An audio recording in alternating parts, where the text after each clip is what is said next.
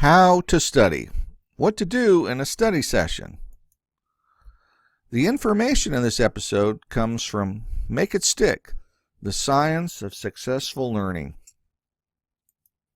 The most effective study method involves three things. First, regular study. We often refer to this as spaced out study. What that means is instead of just cramming the night before a quiz or an exam, you have multiple study sessions spread out over a period of time. So this indicates regular study sessions. The second one is interleaved, and I'll talk about that a little bit later. But the most important part of study is retrieval practice. So what do you do in a study session? Well, there are two important activities.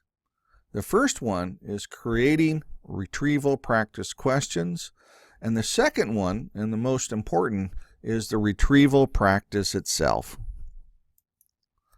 So we'll begin by describing how you can create retrieval practice questions. Now, to do that, there are two sources for retrieval practice questions. You can use your lecture notes. What I like to use is textbook. Now, the reason I like to use a textbook is, as an instructor myself, I would say 90% of what you learn in a class comes from the textbook you're using.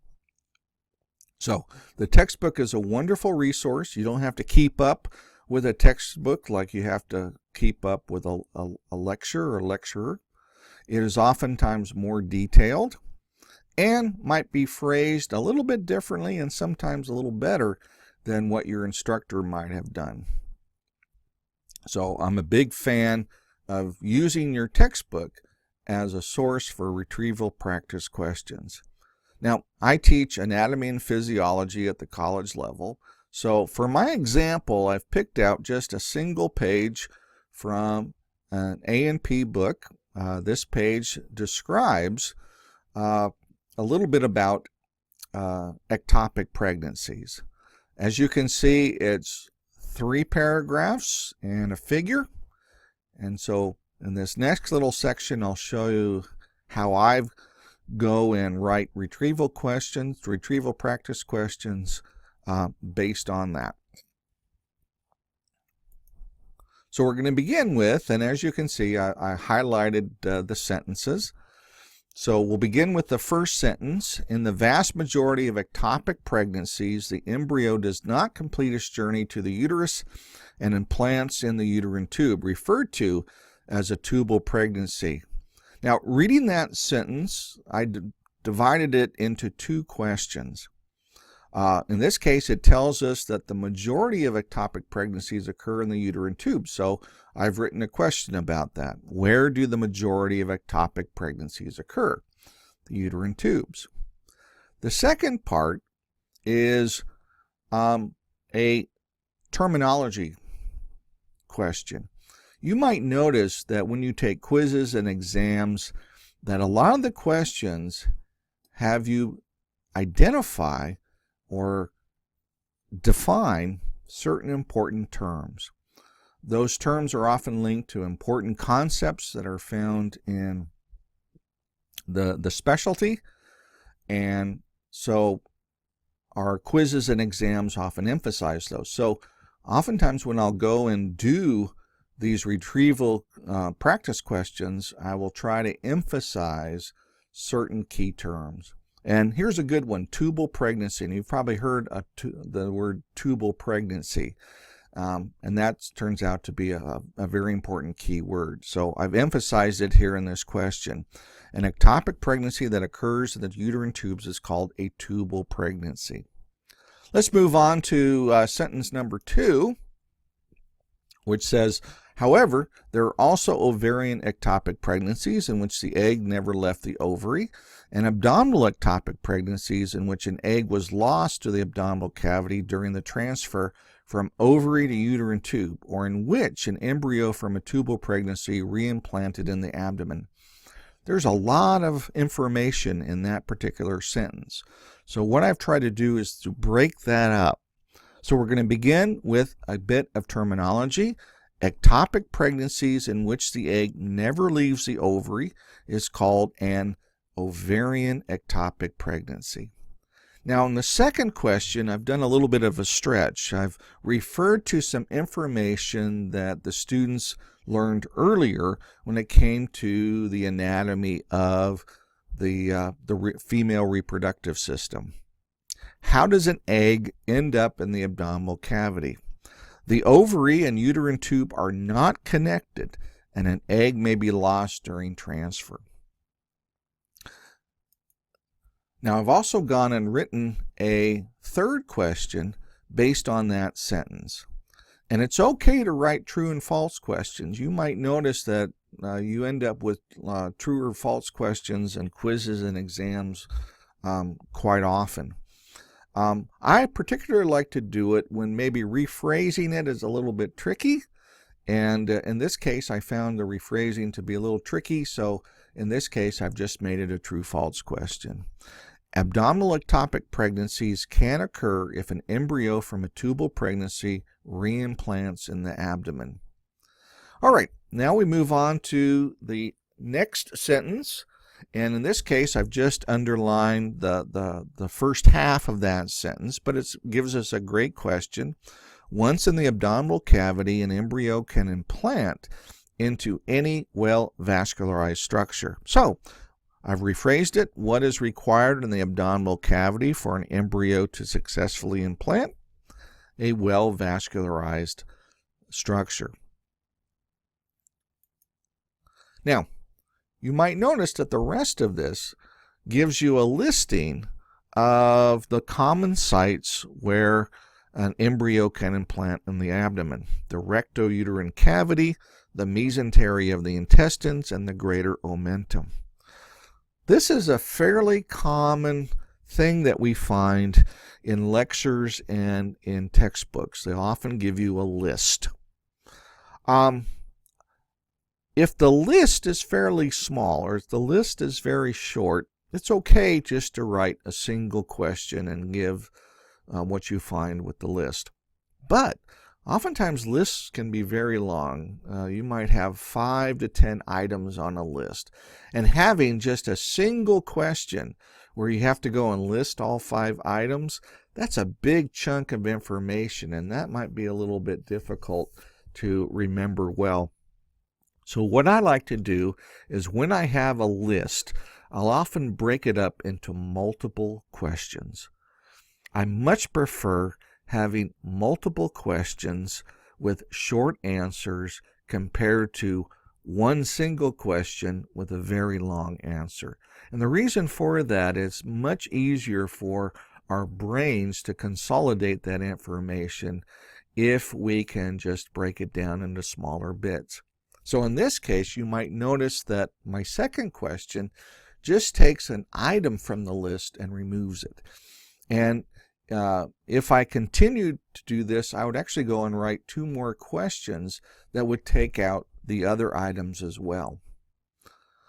So in this case, I wrote, in the abdomen, embryos commonly implant in the rectouterine cavity, the mesentery of the intestines, and the blank, greater omentum.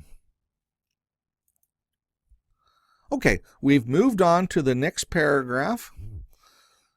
And in this case, it's just a simple sentence.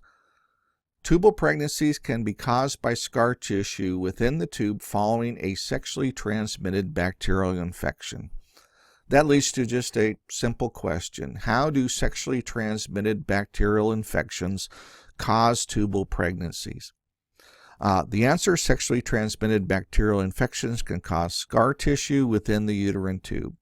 Now, that might seem like a long answer, but as an instructor, we often like to have complete answers. If you'd like to go and shorten that and just say, causes scar tissue within the uterine tube, you can, but that's just a little bias for me as an instructor who loves to see complete sentences and answers. How does scar tissue within the uterine tube cause tubal pregnancies? That actually comes from this next sentence, which says the scar tissue impedes the progress of the embryo into the uterus, and in some cases snagging the embryo, and in other cases blocking the tube completely. So I've simply just rephrased that, and of course the answer is reflected. Scar tissue can impede and sometimes completely block the travel of the embryo to the uterus. Again, here is a question. Sometimes you'll find questions that will ask for a number or a ratio or a percentage or portion, and those are fairly easy to write questions on. So in this case, what portion of tubal pregnancies resolve themselves without medical or surgical intervention? And approximately half. This next one is a good sentence. It has a lot of information in it, and let me read it to you. Implantation in a uterine tube causes bleeding, which appears to stimulate smooth muscle contractions and expulsion of the embryo. So in this case, I've written the question, what happens inside the uterine tube in a tubal pregnancy that resolves itself? Implantation causes bleeding, which appears to stimulate smooth muscle contraction and expulsion of the embryo. Now, I could also write a second question on that, because if you look at the concept, you might wonder, well, a good question would be, what actually goes and triggers? What's the trigger that causes this expulsion to take place? And so I would probably write this question, what is the trigger that stimulates smooth muscle contractions and expulsion of the embryo? And of course, that would be blood. All right, let's move on to our next sentence. In the remaining cases, medical and surgical intervention is necessary. I didn't write a question on that one, but I did go and move on to the next sentence, which has a lot of information that's useful to writing questions. So, if an ectopic pregnancy is detected early, the embryo's development can be arrested by the administration of the cytodrug methotrexate, which inhibits the metabolism of folic acid. Again, we have an important little term here, methotrexate. And so my answers, I try to emphasize that particular term. So the two questions that I came up with this, what medical intervention can be used to arrest the development of the embryo in an ectopic pregnancy if detected early? A cytotoxic drug called methotrexate can be administered. And in this next question, I ask about the mode of action. How does methotrexate arrest the development of an embryo in a tubal pregnancy? Last little sentence here. If diagnosis is late and the uterine tube is already ruptured, surgical repair is essential. So I simply just rephrase the question to our last question.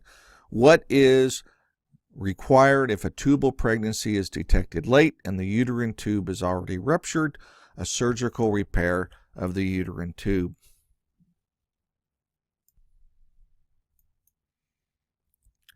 All right, we're moving on to our third paragraph. Even if the embryo has successfully found its way to the uterus, it does not always implant in an optimal location. Now in this case, I thought, well, let's make a little question out of that. What two places inside the uterus are the optimal locations for embryo implantation? And it turns out, if you read on in the sentence, it talks about the fundus of the uterus and the posterior wall of the uterus. Now, if you look at the second sentence, it gives us a disorder called placenta previa. Turns out to be an important key term. So the next several questions that I ask referring to this paragraph will be trying to emphasize that particular disorder. So placenta previa can result if an embryo implants close to the internal os of the uterus. So I've written what disorder, can occur if the embryo implants close to the internal os. As the fetus grows, the placenta can partially or completely cover the opening of the cervix. And so I've written a little question rephrasing that. When the placenta partially or completely covers the opening to the cervix, it is called placenta previa. In their next sentence, it says, although it occurs in only 0.5% of pregnancies. Perfect for a question. How common is placenta previa? Or you might want to say, how rare is placenta previa? Placenta previa occurs only in 0.5% of pregnancies. Placenta previa is the leading cause of antepartum hemorrhage. So I've written a question on that. What is the leading cause of antepartum hemorrhage? Placenta previa. It goes on to talk about antepartum hemorrhage, a profuse vaginal bleeding after week 24 of pregnancy, but prior to childbirth. Profuse vaginal bleeding after week 24 of pregnancy, but prior to childbirth is called antepartum hemorrhage. Now, sometimes it's tempting to ignore figures or graphs or tables that are found in textbooks or lecture notes. I like them. They often are packed with information and very useful, especially when you're learning parts or you're looking at processes. And so in this case, we had a lovely little diagram here. And so I asked a question about it. It's a great little picture of what placenta previa looks like. So I wrote what disorder is illustrated in the drawing on the left. As a biology instructor, a lot of our terminology comes from Latin and Greek.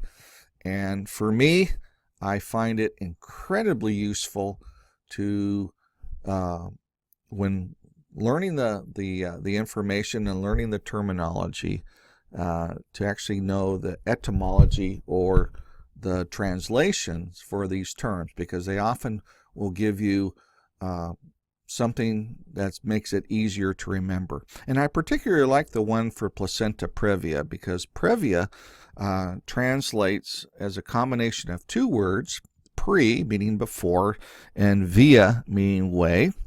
And literally, therefore, placenta previa means placenta in the way of the baby. And you can see that well illustrated there. So, now, if you've been keeping track, we've written 22 questions just based on that one page. And that's a pretty good number. Don't feel bad about having hundreds of questions covering a chapter. That's better. I'm a big fan of quantity. The more questions you have, the better off you'll be. This leads us to a question. Why write your own questions? You might notice that when you get to the end of a chapter in a textbook, they'll often have a whole bunch of review questions for you. Sometimes they'll even put them within the chapter itself. Those are all well and good. In fact, I think the publishers have the right idea and they're doing it correctly. But they're not going to be that comprehensive, and there's not going to be a lot of them, mainly because publishers are trying to save space. Now, a lot of publishing companies, and your textbook included, will probably sell ancillaries. Now, ancillary are things like study guides, workbooks, online quizzes, and those are great. Those will probably produce a lot more questions than what you would get just with a straight textbook. The reason that I like to write my own questions is that I know that I have a complete coverage, that I have ensured a detailed coverage of the material, because I know that I've covered everything, that there aren't any gaps, that I have questions on everything that's listed in what I need to know. The other thing that I like about writing my own questions is that the experience itself is intrinsically valuable in learning. It causes you to do some close reading. It causes you to rephrase the material. It helps you isolate key terminology. It also goes and identifies your weak parts. You might read a section where you don't quite understand the concept or the idea, and that is a perfect point to go and look at another source or ask your instructor. The other thing too is when you go and you do this, you often go and find that there are gaps, that there are things that you'd like to know more about. For example, when I was covering our little page on ectopic pregnancies, I was particularly fascinated by two things. One is ectopic pregnancies where the embryo develops right on the ovary, which I found absolutely fascinating, and I would like to learn more about that. The other one was actually a tubal pregnancy where an embryo is developing inside the uterine tube, and then it moves to the abdomen, and I find that quite perplexing as well. So it leads to some very, very good questions for further exploration. Now that you have your questions, what's next? Now, what you want to do with your questions is actually go and put them on flashcards. Now, in the old days, we used to go and use real paper flashcards. I like to go and write them on one side and then put the answer on the other side. And I've done this for years. In fact, this is a collection of about 3/4 of the flashcards that I've developed over the years as a teacher. But about 1.5 years ago, I found a better system.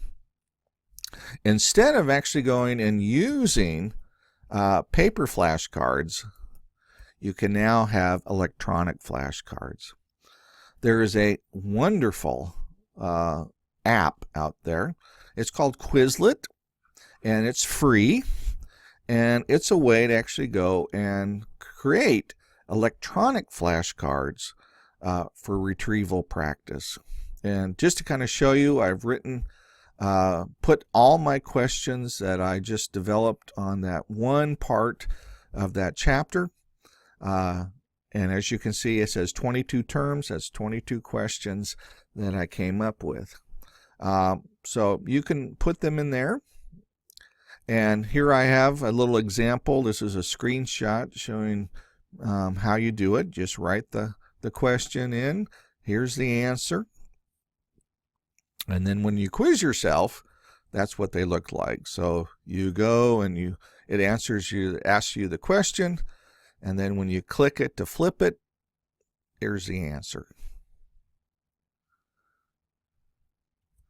Okay, we're going to move into retrieval practice. And the most important thing about retrieval practice is that the reason that we do it is it follows the sort of athletic adage that coaches often emphasize, which is when you practice, you need to practice how you play and play how you practice. And what that means is in order to be prepared for something, you need to replicate the conditions. So, for example, if you're learning to play football, so when you play football, you want to get the conditions exactly the same as a real football game. All right, so you can perform at your best. If you think about it in academic terms, what's the real event? The real event is going to be a test, an exam, or a quiz. So you want to replicate the conditions of that. You're going to be asked questions, and so best way to prepare for it is to answer questions, and that's the important part of retrieval practice. Now, given a little example here, in fact, I've sort of switched gears. For a long time, I also taught a course in physical science where we learned the night sky, and we learned a lot about the different stars and major constellations. This is fantastic for a lot of people. In fact, if you've ever been out with somebody who really knows the night sky at night, and they can tell you all the stories, they can tell you about all the stars and all the background of that, it's a very, very useful and wonderful knowledge base to have.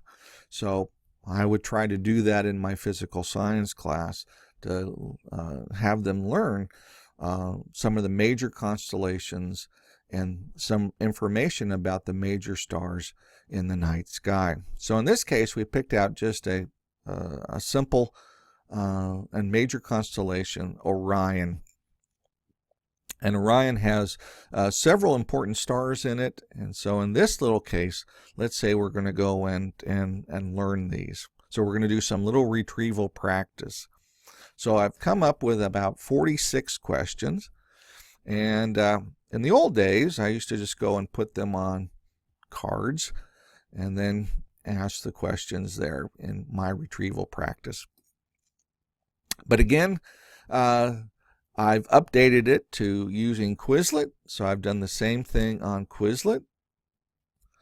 And so here we have my little Quizlet that has 46 terms or 46 questions on retrieval practice for stars of the constellation Orion. Now, what you want to do is just go and hit flashcards there. And there we are. Now, you'll notice over here there's a little progress bar, and it will do it in order from 1 to 46. And again, this is the same thing. So we have a question, and the answer is going to be on the back of it. All right. Now, let's say that you run into a question, okay? That first one was fairly simple. But if we come to a question and we go, this one's a little tricky. How far away is the star Betelgeuse from Earth? And you think about that and you go, I don't know if I remember that. Let's say that it's 1,000 light years away. So you think, okay, it's 1,000 light years away. You check the answer and you're wrong. It's approximately 600 light years away. And you said, oh, crud, I missed that. Now, the good thing about retrieval practice is that it identifies your weakness. That's the important thing about it. It identifies what you know and what you don't know. And so once you figure out what you don't know, those are the ones that you can focus on improving. So if you go and you look up here in the corner, there's a star. And that star is great on Quizlet. If you click that star, it will go and identify that and put it in a separate pile where you can go back and review the ones that you were weak on. In fact, let's do that right now. So if you go down to options and you click on options, you'll notice that in the left they'll says study starred. So if you go and you hit starred, what it'll do is just kind of show you all the ones that you had problems with or that you missed. So you can go and review those. You can go and practice on those again. In fact, you'll notice over here, out of the 46, 30 of them I knew, 16 I didn't know. So I can go back and just go and review and practice with the starred ones until I get them down.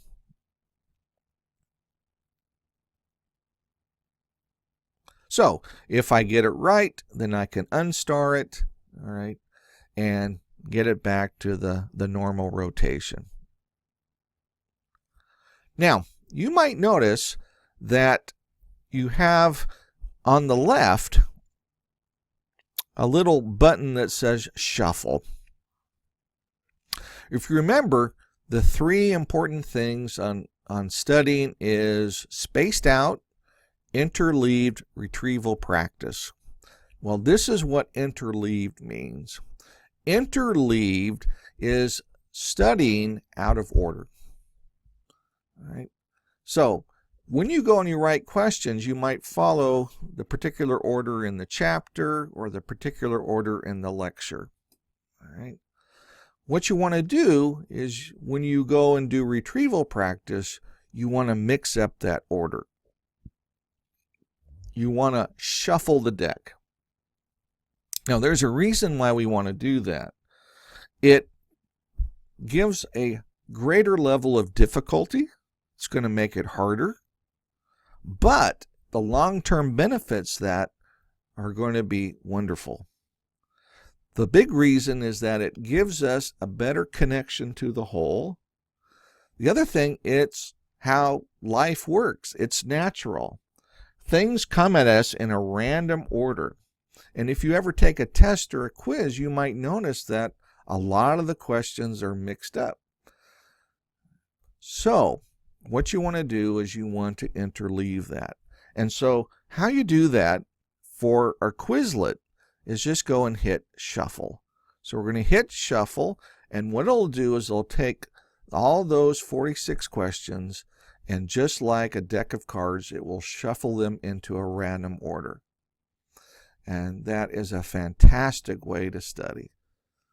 So just like shuffling flashcards, so you know which one's coming in what order, it's going to be a little bit more difficult, but in the long run, it's going to be much more beneficial to you. Now, Quizlet also has a wonderful feature that can be very helpful. It takes time to go and write retrieval practice questions. All right? And if you're a little short on time and you need to just study a lot more than you have time to go and do your retrieval practice questions, you can actually go and find retrieval practice questions out there. If you go up to the upper left corner of the website, you'll notice that there's a little search button. So in the search, type in what you want to know. For example, in this case, I typed in Orion stars, and it gave me a whole list, a dozen or so, where people go and have put in retrieval practice questions on the same topic. So in this case, you can see here's one that has 7, here's one that has 10, here's one that has 7, and you can actually go and use those. Let me show you another one. Since we did one on ectopic pregnancies, I typed in ectopic pregnancies and found a couple dozen previously written ones with retrieval practice questions on ectopic pregnancies. And as you can see, some of them even have diagrams in there as well. So another good source for coming up with retrieval practice questions is just through something like Quizlet. Okay, so in conclusion, what to do in a study session. You're basically doing two things. First, creating retrieval practice questions and doing the retrieval practice in and of itself, and that's the most important part. Now, in creating retrieval practice questions, there's a lot of benefits to writing your own. It gives you a chance to read close and interact with the material. Second of all, it gives you a chance to ensure that you've covered everything. The other important thing is that you can, if you don't have time to write your own, or you want to supplement yours, you can gather it from other sources. Now, for me as an instructor, I often do this for my students. For my biology classes and for my anatomy and physiology classes, I've gone in and written thousands and thousands of retrieval practice questions on Quizlet, so my students can have access to them and prepare for quizzes and exams. Again, I also mentioned that Quizlet allows you to go and search. So anybody that puts stuff on Quizlet, unless it's private, will share that with you. Again, when you create your retrieval practice questions, need to put the questions on flashcards or electronic flashcards. Now, the most important part of studying is retrieval practice. Remember the old adage, practice how you play and play how you practice. The real event is going to be a test or an exam or a quiz. You want to replicate the conditions of that. You're going to be asked questions, so the best way to study for that is to answer questions. Enter, leave. Shuffling those cards, so important, because in exams and quizzes, oftentimes the information will be all mixed up, and you got to be able to go and do that. Plus, it will help with long-term memory. It gives you a greater point of view about how things are interrelated to each other. And the other really important thing that retrieval practice does is it determines what you know and what you don't know. It acts like a dipstick. And if you figure out what you don't know, that allows you to focus on your weak areas and improve on that. All right. So I hope that was helpful. Good luck in your studying, and we'll see you later.